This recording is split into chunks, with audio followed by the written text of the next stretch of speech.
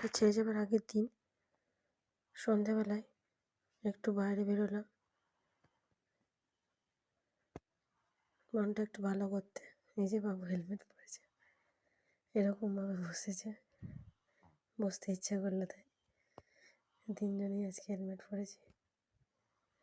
খুব খুশি হেলমেট পরে। এটা আমার নিজের হেলমেট নয়, এই যে বাইরে গেটের দিকে যাচ্ছি,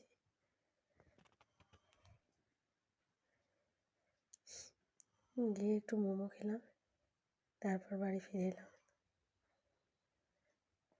আসলে স্মৃতিগুলো ক্যামেরাবন্দি করে রাখলাম, পরে যখন মন খারাপ করবে বা বাবা ভুলে যাবে জিনিসগুলো, তখন আবার দেখানো হবে এইভাবে আমরা এই জায়গায় থাকতাম।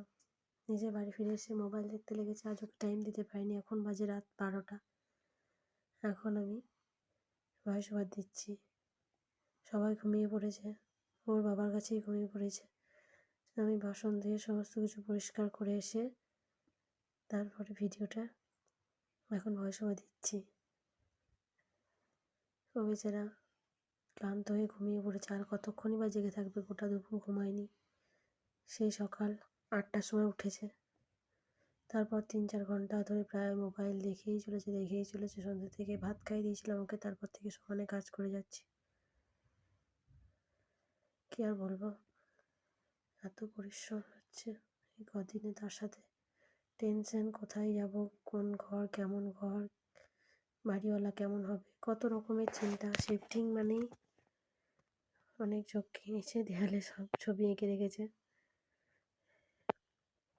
স্মৃতিচিহ্ন, এগুলোকেও ক্যাপচার করলাম। অনেক সুন্দর সুন্দর আজকাল ছবি আঁকছে, এটাও টাইম পাস। যখন কিছুই ভালো লাগে না, মোবাইল দেখতে ভালো লাগে না, তখন দেয়ালের মধ্যে আঁকিফুকি করে। কখনো পড়াশোনা করে, কি আর করবে, একা, ভালো লাগে না, আমিও টাইম দিতে পারি না, বা কখনো ইচ্ছাও করে না, মন ভালো লাগে না, তখনও নিজের মতো করেই করে, বকাঝকা করি কখনো কখনো। এই যে ওকে শুয়ে দিয়েছি, সেই তখন থেকে প্রায় 8টা-9টা থেকে শুয়ে আছে, এই ফোন দেখছে কন্টিনিউয়াস। 11টা নাগাদ ঘুমিয়েছে। বাবাকে বললাম ফোনটা কেড়ে নাও। আমি ওকে ভাতটা কেবল খাইয়ে দিয়েছি, আর কিচ্ছু করতে পারিনি।